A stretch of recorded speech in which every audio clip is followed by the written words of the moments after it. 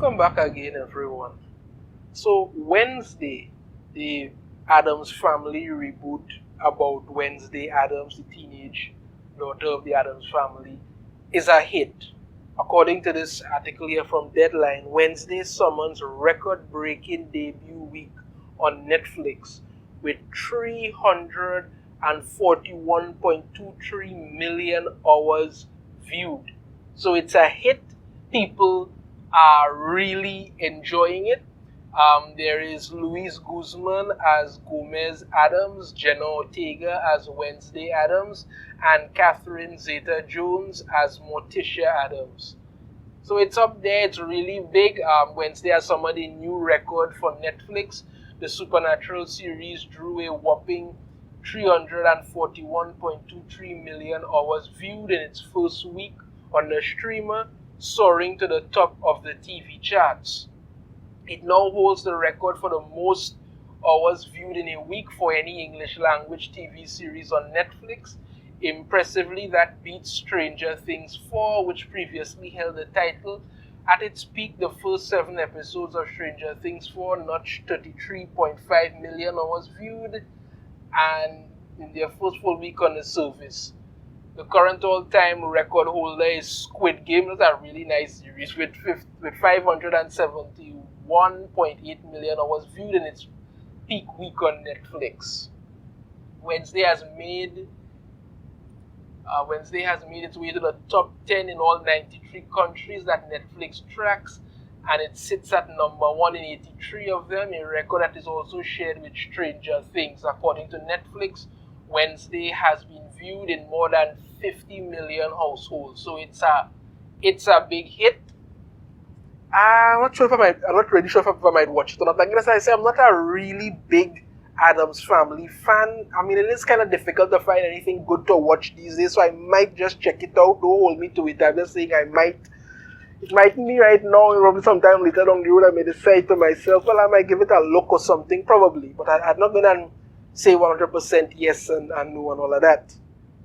Now, what's interesting about this, and I use the term interesting to refer to what's going to happen. Remember when I said, and I did my last video for Wednesday, I said, towards the end, I talked about that line from the Lost Boys movie that the head vampire said, never invite a vampire into your home, silly boy.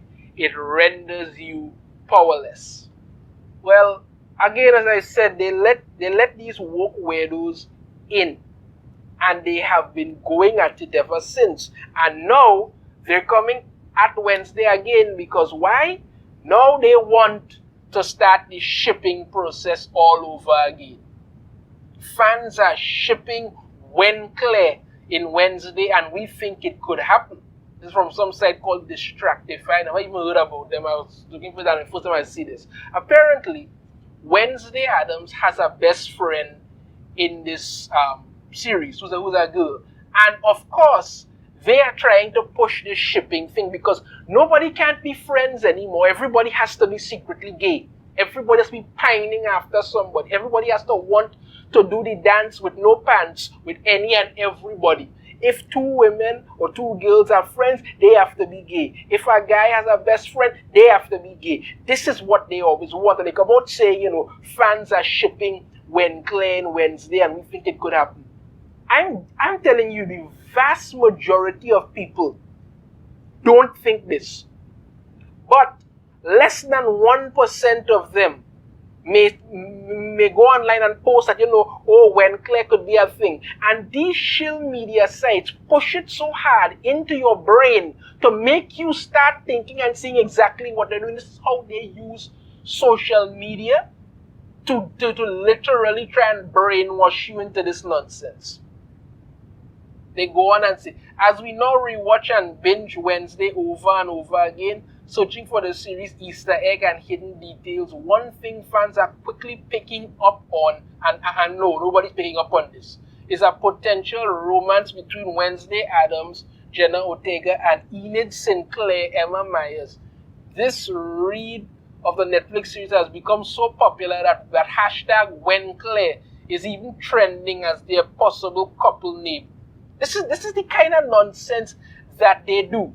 Wednesday has a friend in this thing, and they keep going on like it's supposed to be. Let's just keep pushing this into everything, to try and make it seem like this is supposed to be something. Then we have somebody here, saying one than the other, but no, that's not a problem, because all they're saying that Wednesday has come under fire for queer baiting rather than just showing queer relationships. What the hell is this with the queer baiting? Wednesday has a friend. That's all. Contrary to what they would have you believe, it's entirely possible for people of the same sex to be friends. Women can be friends. Men can be friends. Not everybody's trying to bang. Not everybody's into that.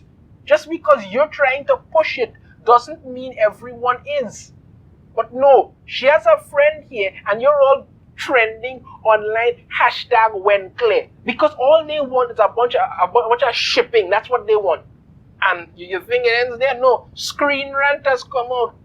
Another entry into the shill media nonsense. Wednesday's queer baiting allegations fully explain and what they mean.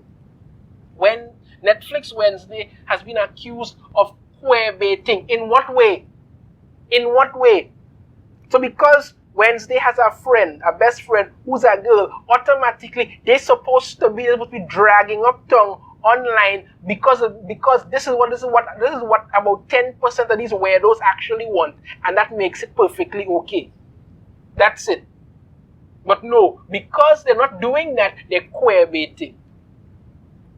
And the close friendship between the titular character Wednesday and her roommate Enid. Netflix Wednesday premiered last week. Okay, that was the reviews, right?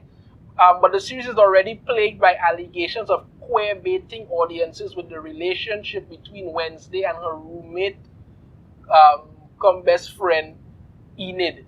In an era of unprecedented alphabet representation in media, no, let me stop you right there. Another thing of unprecedented nothing. These are a small group of people. Even in these big industries, keep hiring these only they are called as blue-haired weirdos who keep telling them, listen, this is what people want, let's push this. And when it fails miserably, they go back to their tried and true thing, blame the fans as being a bunch of homophobe freaks. That's it. Not because the stories cease to matter when all you want to push is your representation hard down people's throat. The troubling practice of queer baiting, whereby a show teases an LGBTQ plus attachment only enough to maintain viewership within key demographics, remains a prevalent stain on an industry that typically prides itself on its progressivism. Wednesday's queer baiting claim initially appeared on Twitter, and tensions were inflamed. I can tell you, Twitter is like their church. They go onto Twitter. Anyone doesn't know, they go onto Twitter, make a comment. Understand me? They have you see, these people have a group that they all engage in. They know who for them or whatever. So they will go on, make an allegation. Somebody else will send it out there. Then that's when the bot starts spreading it far and wide, like some kind of wildfire across Twitter. And then they want everybody to believe this is something that's going on. It's making a lot of tensions and all kind of stuff. Yeah. When Netflix obstinately hid replies mentioning the words gay and lesbian in response to its tweets promoting the Tim Burton vehicle, the latest adaptation of the Addams Family franchise focuses on Wednesday's transfer to Nevermore Academy, a school for supernatural outcasts. Wednesday and Enid shared a significant close relationship, particularly given that Wednesday's world was populated by people who drove the teenager to misanthropy. While the two were initially only forced to share a room, Enid's persistent efforts to connect and Wednesday's begrudging willingness to soften slightly for her roommate's sake culminated in a loving, affectionate attachment.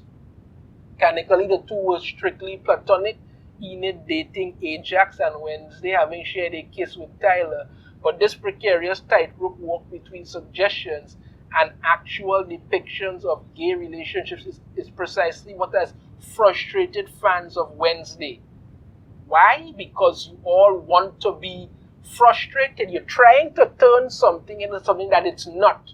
That's what you're doing. You're trying to push this down people's throat and act like you know what's going on. They even come out and say this here, Wednesday's assertions of queer baiting are only the latest in Netflix's illustrious history of obstinately failing its LGBTQ plus viewers. How? Between cancelling queer-led shows like First Kill. Now, I did a video on First Kill. Didn't watch it, but I knew it was going to fail. Even the person who did it, the person who wrote the books that it was made off of, came out and talked about how if they had focused more on the story instead of trying to push representation, it would have worked. You have a story about a vampire and a vampire hunter who are in a relationship, and people will be interested in this whole dynamic surrounding them. What is going on? What's happening? No. All you wanted to show all the time and push non-stop was these two girls making out, kissing, lying down in bed, hugging up, sucking, all kind of thing. That's what you wanted to do. People are sick of it because they realize when you do that, goodbye to the show, hello to the representation nonsense. Nothing ever stops when they come out to do these things. I mean, take for instance what they did when Scooby-Doo decided to go woke and turn Velma Dinkley gay. I mean, if you do a search of Velma Dinkley here, I've just done a search of Velma Dinkley online. You see all sorts of stuff. This is the pictures I'm looking at here. Coco touching her, pride flag behind it. She blushing at Coco. All of this. And if you think this is just me, let's say that I just happen to put this here. Let me refresh the page so you could see again for yourself. Exactly. This is it. This is what they're doing. They're pushing this as hard as possible. Even this year they put out with the pride flag and all kind of thing. They even had to come out and say that, Velma and Hot Dog Water were together in the Scooby-Doo thing. Yeah, there's some pictures here, kind of raunchy and racy, one than the other. But what you're getting pushed hard is the representation. This is what they're trying to do. This is what they're trying to make Velma be known for now. This is what they're trying to do. Wednesday is a breakout hit on Netflix, and they have to come out accusing people of all kind of nonsense, and you have sites like Screener coming and calling it queerbaiting and all kind of nonsense. You all just are a bunch of sad individuals desperately trying to tear down anything. The show is good, it's a hit, so you must find something to go on about. What did I constantly say? The same line again, I have to come back to it. Never invite a vampire into your house, silly boy. It renders you powerless. They let them in, and now the entertainment industry is powerless against them because they come out against everything. These people are never satisfied, ever. No matter what you do, never satisfied. I mean, if you go back to the just Velma again, they came out praising Velma as being gay when Scooby-Doo decided to do that, and then the very next day, you know what they were saying? She's not gay enough. This is exactly what they're going. Because Wednesday, from this record-breaking thing or the other, may very well get a season 2. And if Netflix decides to bend to the woke mob as others have, they may very well decide to give that whole relationship between Wednesday and her friend Enid or whatever, they may decide to do it. And if they do decide to do it, when the same woke mob is going to come out and say they're not gay enough, that's what they're going to do. Let me know your thoughts on this in the comments. If you have a different opinion, I'd love to hear it. If you like the video, be sure to hit that thumbs up. Subscribe if you haven't already. Ring the notification bell. Be notified every time I put out a new video. And I shall see you all next time. Take care.